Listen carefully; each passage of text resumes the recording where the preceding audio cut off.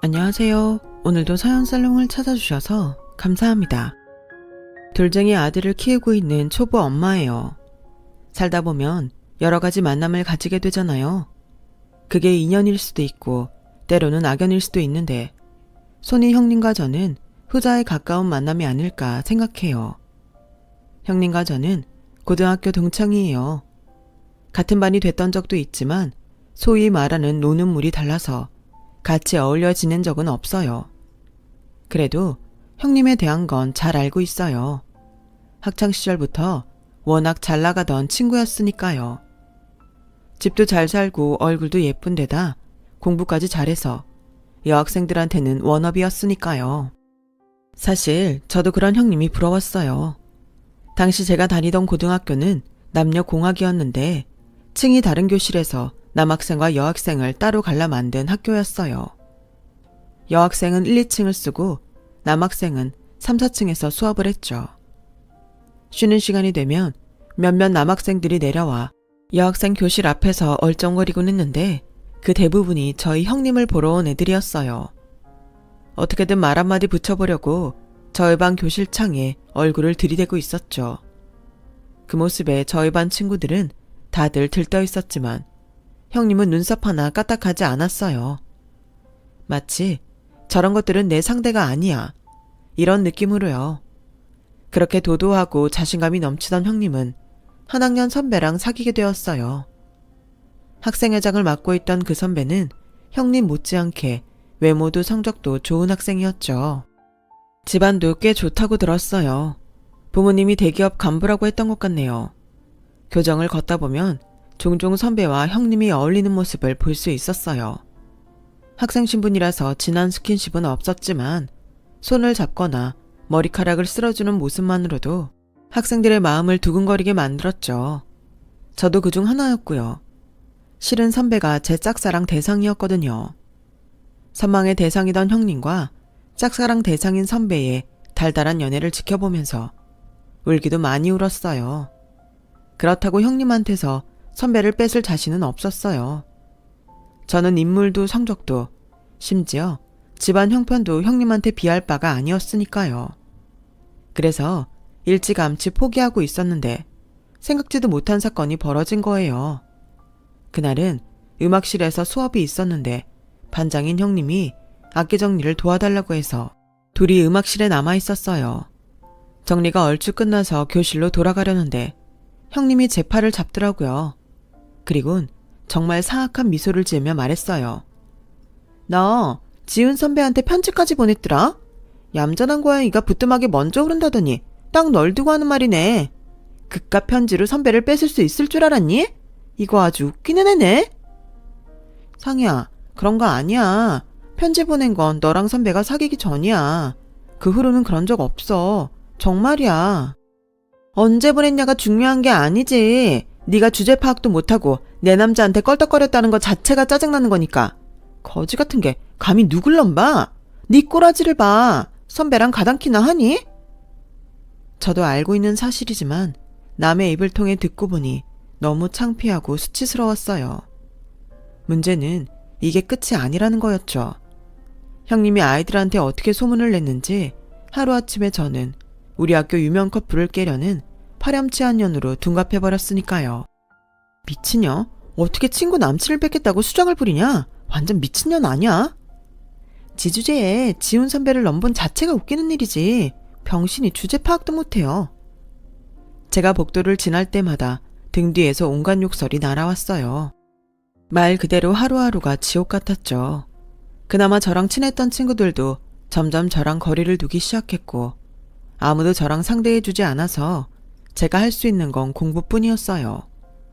어떻게 보면 입시를 앞둔 학생한테는 잘된 일이었는지도 모르겠네요. 덕분에 성적이 많이 올라서 원하던 대학에 들어갈 수 있었으니까요. 대학에 들어가고 나서야 저는 지옥 같은 학교 생활에서 벗어날 수 있었어요. 다행히 저랑 같은 과에 고등학교 동창이 하나도 없었거든요. 하지만 마음고생에서 벗어나니 이번엔 생활고 때문에 몸이 힘들어졌어요. 저희 아빠가 회사에서 공고사직을 당하시는 바람에 형편이 많이 어려워졌거든요. 엄마 혼자벌이로 세 식구가 살아야 하는데 거기다 제 대학 등록금까지 내야 하니 그럴 수밖에요. 그래서 입학하고 얼마 뒤부터 강의가 끝나기가 무섭게 아르바이트를 하러 다녔어요. 평일 알바와 주말 알바를 모두 하면 제 용돈을 감당하고 등록금 일부는 감당할 수 있었거든요. 평일 저녁에는 고깃집에서 일했고 주말엔 파스타집에서 서밋을 했어요. 파스타집은 젊은 사람들이 주로 오는 맛집이었는데 그래서 서빙을 하는 직원과 아르바이트생 모두 젊은 친구들이었어요. 대학생들도 있고 휴학 중인 학생들도 있었죠. 그때 그곳에서 지금의 남편을 만났어요. 당시 남편은 주방 보조로 있었는데 일을 시작한 지 1년 정도 된 상황이었죠.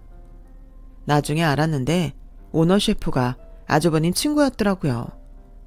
집안에 문제아였던 남편을 두고만 볼 수 없었던 아주버님은 남편이 군제대를 하자마자 친구 밑에 주방 보조로 넣어주었대요. 일주일도 못 버티고 도망칠 줄 알았던 남편은 그곳에서 1년 가까이 성실하게 일을 해나갔고 셰프가 되겠다는 꿈을 키우게 된 거예요. 그런 남편을 위해 셰프는 퇴근 후 주방 사용을 허락해 주었고 밤늦도록 남편은 요리 연습을 할 수 있었어요. 덕분에 저는 남편과 비밀 연애를 하는 동안 갖가지 음식들을 먹어볼 수 있었어요.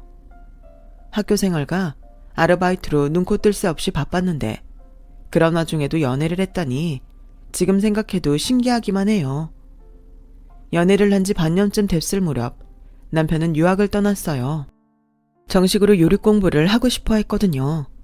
솔직히 그때 우리 연애는 끝났구나 생각했어요. 죽고 못 사는 사이도 아니고 고작 반년 정도 연애를 했을 뿐인데 눈에서 멀어지면 마음에서도 멀어지는 게 당연한 거 아니겠어요? 하지만 제 예상은 빗나갔어요. 남편이 유학 중에도 스카이프로 매일 밤 전화를 걸어오는 통에 장거리 연애를 이어갈 수 있었거든요. 고등학교 시절부터 혼자 지내는 건 익숙했던 터라 얼굴 못 보는 것쯤은 참을 수 있었어요. 오히려 속 얘기를 나눌 수 있는 사람이 생긴 것 같아서 마음이 든든해지더군요. 정작 직접 만나서 연애를 할 때보다 멀리서 전화로 하는 연애로 감정이 더 가까워진 것 같았어요. 그렇게 시간은 흘러 저는 졸업을 하게 되었고 드디어 남편이 한국으로 돌아왔어요. 졸업식장에 꽃다발을 들고 멋지게 나타난 모습을 보곤 저희 부모님도 마음에 들어 하셨죠. 남편은 자기 가게를 차릴 때까지 돈을 모아야 한다며 호텔에 취직을 했고 저는 저대로 회사에 취직을 했어요. 입사 초기엔 서로 바빠서 연애할 시간이 없었고 어느 정도 직장에 적응이 돼서야 남들처럼 평범한 연애를 할 수 있게 되었어요. 그러는 사이 대학 동기들과 직장 동료들의 결혼 소식이 자주 전해져서 저도 모르게 결혼에 대한 불안감이 싹트기 시작했어요. 6년 가까이 연애를 했지만 남편은 아직 결혼 얘기를 꺼내지 않았거든요. 나이는 자꾸 들어가고 주위에선 다들 결혼을 하는데 이러다가 헤어지게 되면 어쩌나 걱정이 됐어요. 그렇다고 남편한테 결혼을 닥달하기는 창피했고요.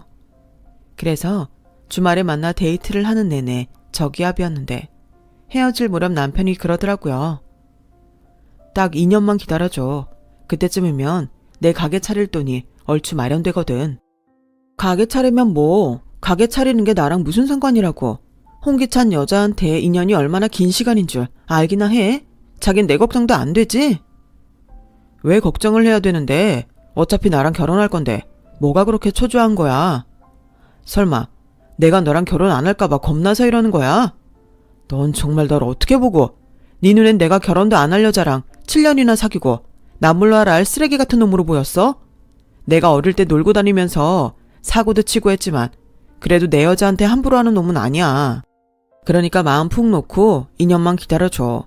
너희 부모님 앞에 당당한 모습으로 인사드리게 해달라고. 제 걱정과 달리 남편은 일찌감치 우리 두 사람의 미래에 대해 계획을 세워두고 있었더라고요. 그럴 거 진작 말 좀 해줬으면 속 태우지 않았을 텐데 말이에요. 남편은 약속대로 2년 뒤 가게를 오픈했어요. 규모는 작았지만 SNS로 홍보도 열심히 했고 손님들의 입소문도 한몫해서 오픈 초부터 늘 테이블이 꽉 차곤 했어요. 가게가 자리를 잡자 남편은 저희 집에 인사를 왔어요. 자기가 살아온 얘기부터 앞으로 결혼 이후의 계획까지 마치 임원들 앞에서 PT를 하는 것처럼 일목요연하게 설명을 했죠. 그런 설명을 듣고 결혼을 반대할 부모는 없을 거예요.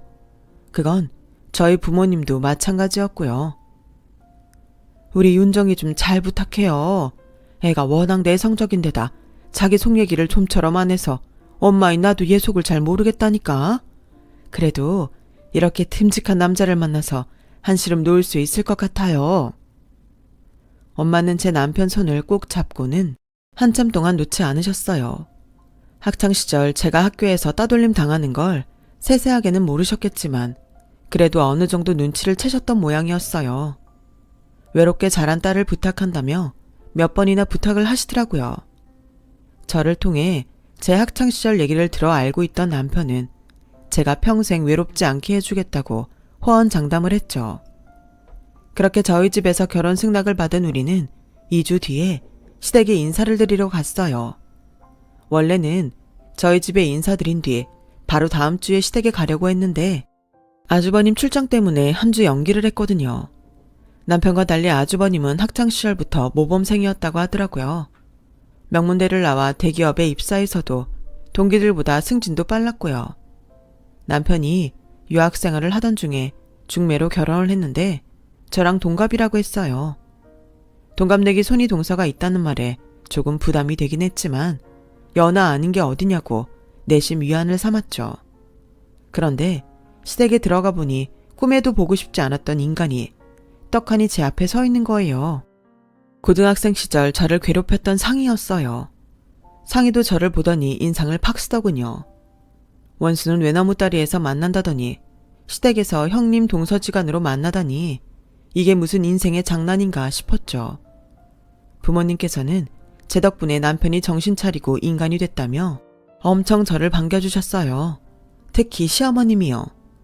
네가 복덩이다. 변변찮은 내 아들놈 사람 만든 1등 공신이야. 그 오랜 시간 내 아들 안 버리고 곁에서 잡아줘서 고맙다. 별 말씀을요. 제가 한 건 없어요. 도훈 씨가 스스로 열심히 한 거죠. 어머, 얘 말도 이쁘게 하는 것 좀 봐. 안 그래요, 여보? 더 보고 자시고 할 것도 없겠어요. 바로 결혼시킵시다.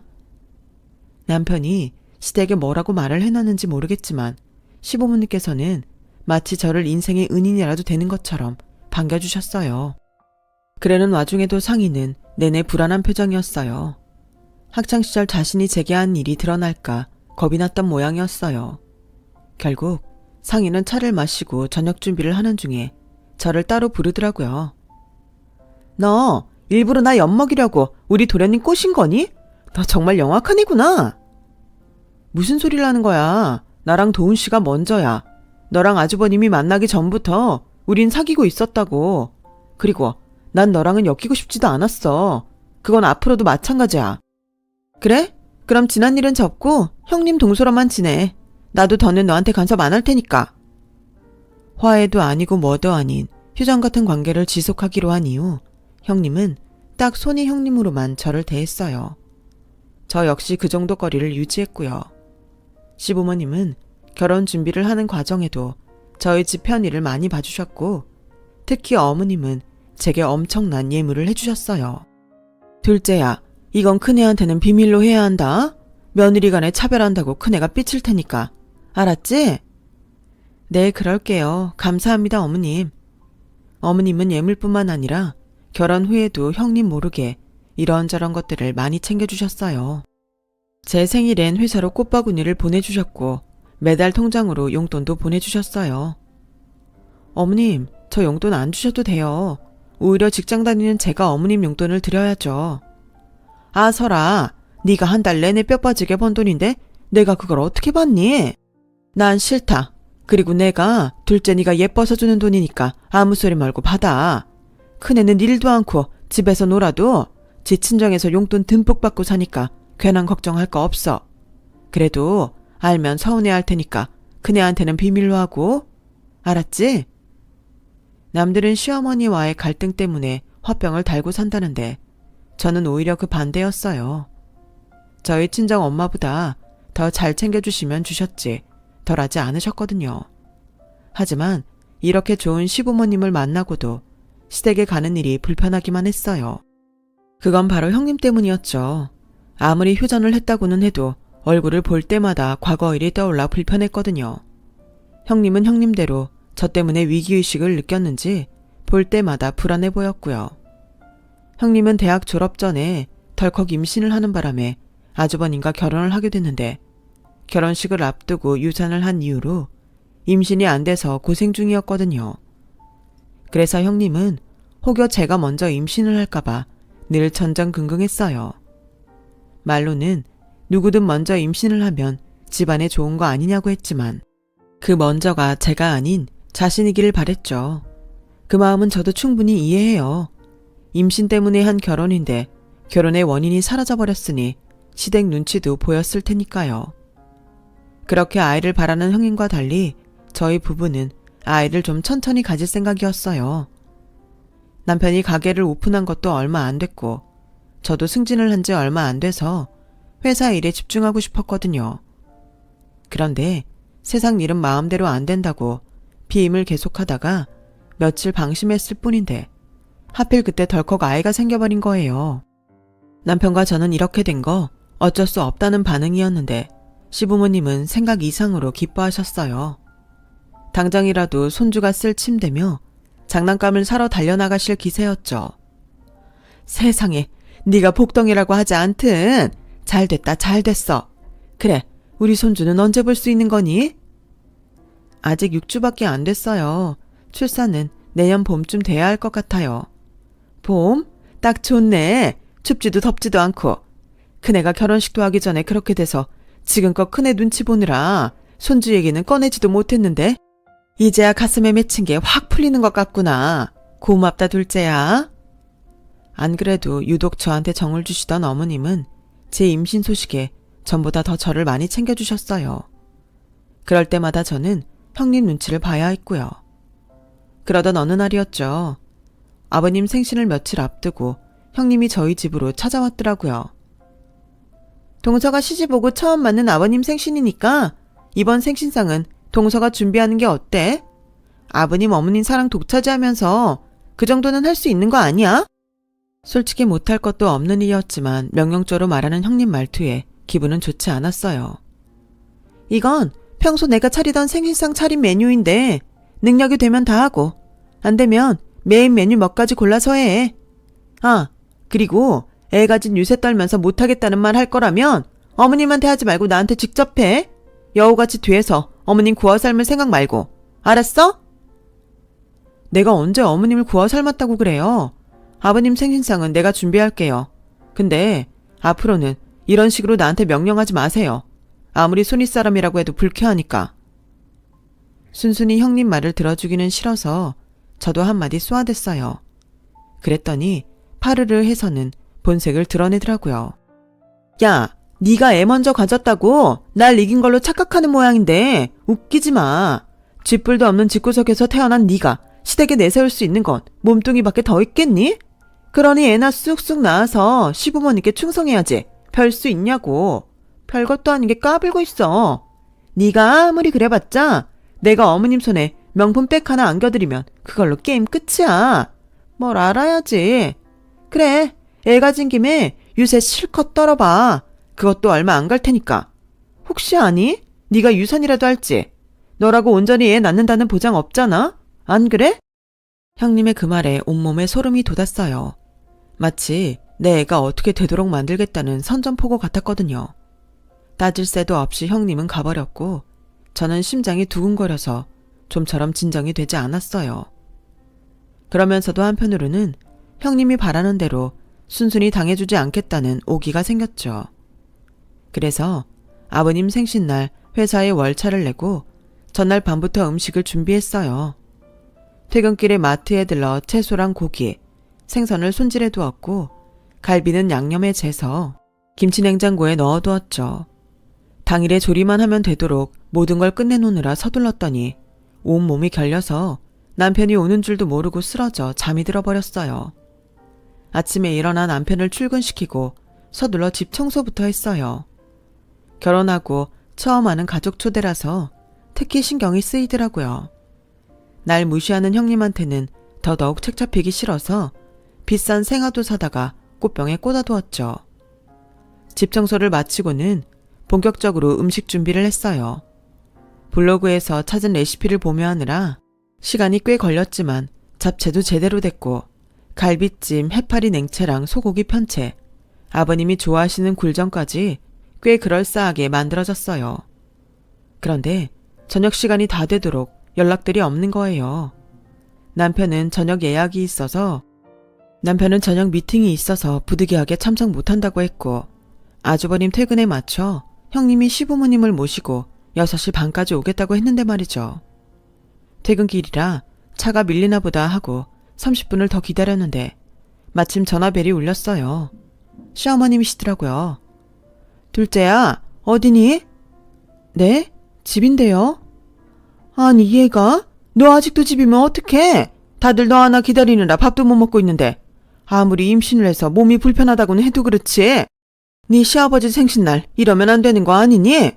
너 힘들다고 큰애가 뷔페도 예약도 다 하고 꽃바구니며 케이크까지 다 준비했는데 예쁘다 했더니 너 안 되겠구나. 어머님, 그게 아니고요. 전 집에서 아버님 생신상까지. 어머님은 제 이야기를 끝까지 들으시지도 않고 전화를 끊어버리셨어요. 순간 머릿속이 텅 비는 것 같았어요. 말 안 해도 누가 꾸민 짓인지 알 것 같았거든요. 고등학생 때도 상인은 절 이런 식으로 괴롭혔으니까요. 그날 밤 저는 부랴부랴 시댁으로 달려갔어요. 시부모님이 피곤하시다며 다음에 얘기하자고 하시자 형님이 나서서 저를 집 밖으로 끌고 나갔어요. 동서, 작작 좀 해. 어머님 아버님 피곤하시다는 말 못 들었어? 그러게 애 가진 유세 좀 그만 달라고 내가 그랬지? 꼴 좋다. 야, 전상이, 너 정말 이럴 거야? 나한테 아버님 생신상 차리라고 해놓고 뷔페에 모시고 간 거 네가 꾸민 짓이지? 말해 이 기집애야. 그때였어요. 대문을 나서던 아주버님이 제게 소리를 치시더군요.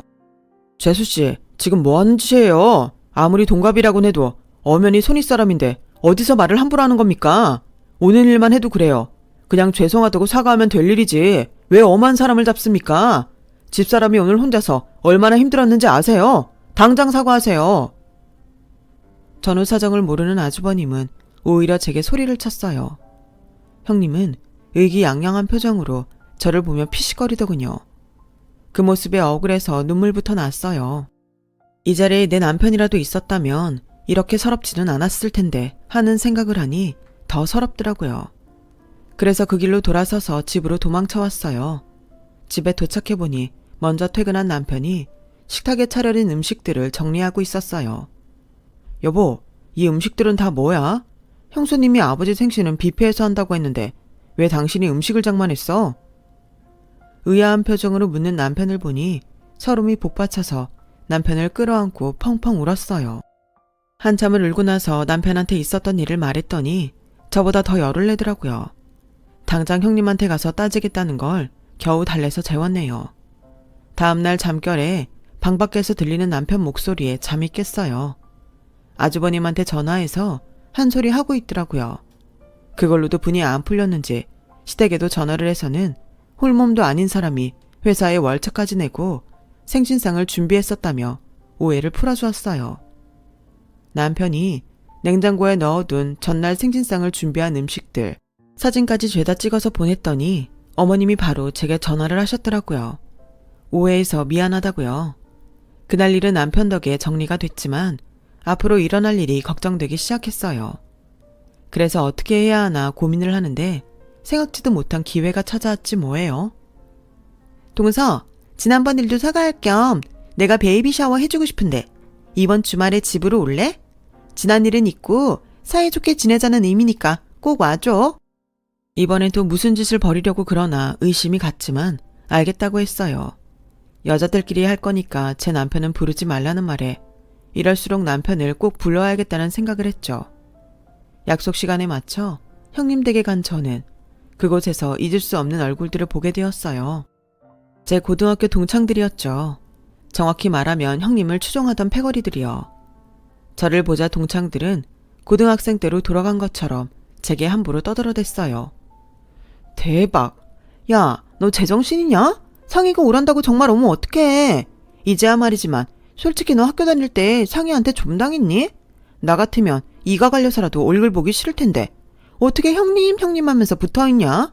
비위가 좋은 거냐 속이 없는 거냐? 그러자 형님이 의기양양하게 그러더군요. 얘가 워낙 없이 살아서 내 앞에서 벌벌 떨잖니. 베이비 샤워해준다니까 쪽팔린 줄도 모르고 달려온 꼴을 봐라. 넌 그래서 안 된다는 거야. 이번에도 봐.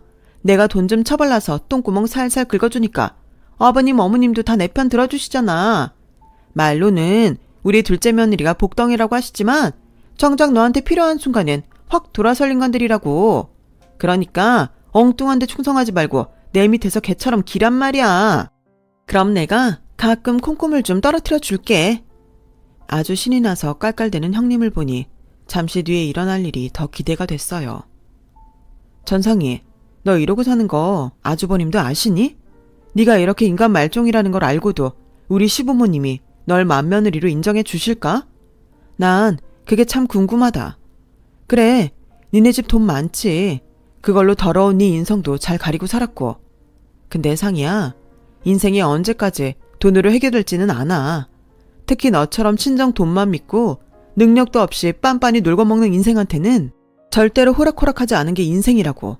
네가 그렇게 가난하다고 무시했던 난 그래도 내 힘으로 대학도 나왔고 번듯한 회사에 취직해서 팀장까지 맡고 있어. 그뿐이니? 성실한 남편 만나서 우리 손으로 가정도 꾸렸고 아이까지 가졌어. 그런데 그동안 내가 이 모든 걸 이룰 동안 넌 뭐 했니? 여전히 17살 때 못된 벌은 못 버리고 지금까지 나이값 못하고 사는 거 외에 네가 한 게 뭐 있냐고. 네 밑에서 개처럼 기라고?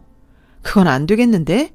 네가 사는 꼴이 완전히 윗바닥인데 너보다 한참 위에 서 있는 내가 어느 세월에 그 아래까지 내려가겠니? 그러니까 꿈도 꾸지 마. 난 너처럼 더러운 시궁창에 발 디딜 만큼 형편없는 인간이 아니니까.